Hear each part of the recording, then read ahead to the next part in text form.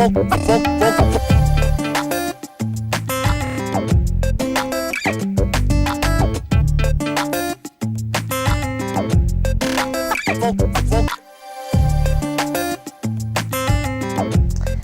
région se retrouve sur cette 6e édition de Futurapolis. Cette année, on inaugure le Festival de l'innovation parce que tel est le sous-titre du festival et on pourrait se demander pourquoi un acteur public vient en soutien de ce type d'événement.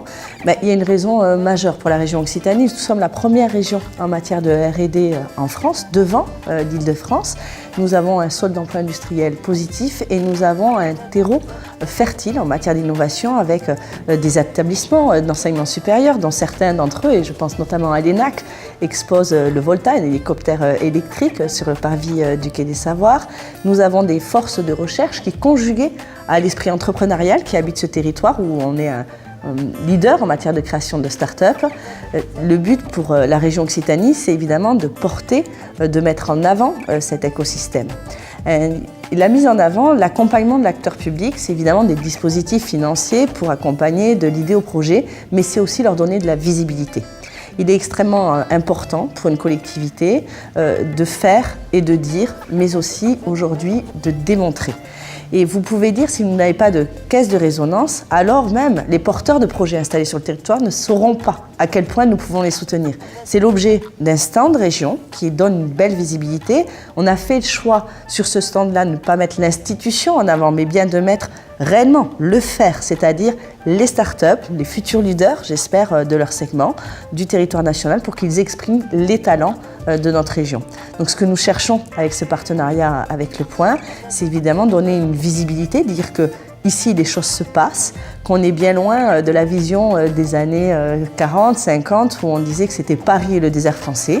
Nous savons aujourd'hui qu'en province, il y a 2/3 des startups françaises et nous disons clairement que Occitanie n'est pas la banlieue de Paris en matière de création de start-up, qu'il y a une vraie effervescence ici et évidemment c'est important de le démontrer. On ne peut pas dire qu'on est leader international dans une concurrence mondiale.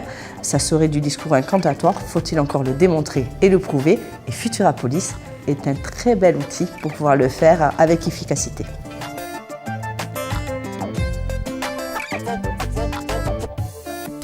Alors déjà, nous avons passé, vous savez qu'on est une jeune start-up finalement, nous aussi la région, donc on a besoin de faire connaître la marque Occitanie. C'est ce à quoi nous nous sommes employés sur les 2 premières années finalement du mandat. Et pendant ces 2 années, nous avons travaillé aussi en back-office à l'harmonisation des dispositifs, à l'adéquation de nos dispositifs avec les besoins de la société, les besoins des entreprises. Maintenant, cette architecture est faite. Et donc, il faut faire connaître ces dispositifs. Donc, il y aura un premier temps fort qui sera une expression devant la presse de la présidente Carole Delga qui aura lieu le 6 décembre en matinée. Et puis, nous savons qu'il nous faut des lieux totems, des lieux d'expression. Et nous avons 2 projets de Cité des startups à Toulouse et à Montpellier. Récemment, nous venons de faire l'acquisition des Halles Latécoère, bâtiment industriel hautement symbolique dans cette région championne de l'aéronautique qui héberge le siège également d'Airbus au niveau mondial. Et donc dans la Cité des startups, l'objectif c'est de conjuguer nos agences de développement économique, un lieu tel que le Fab Lab et un incubateur de startups.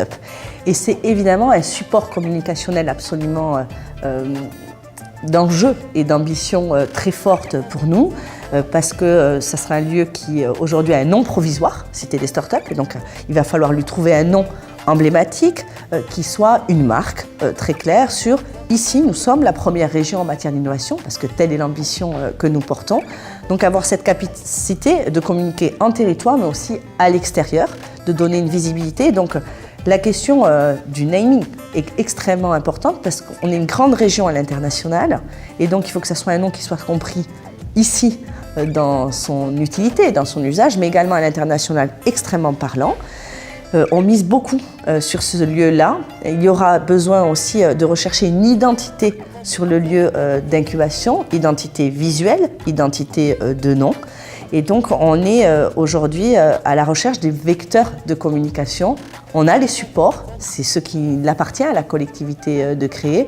Et on espère effectivement que les partenariats en matière de communication, et je crois qu'en région Occitanie, les récents trophées de la communication ont démontré que nous avions quantité de talents qui vont bien au-delà des frontières de notre région. Et donc nous comptons aussi sur ces professionnels qui sont aussi des entrepreneurs.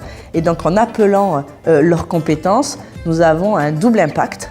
D'abord, stimuler et soutenir cette industrie de la communication, mais également, bien sûr, et c'est l'essentiel pour la collectivité, soutenir et rendre visible ce qui se passe en territoire. Et je crois qu'on a la chance d'avoir un écosystème privé et public extrêmement dynamique.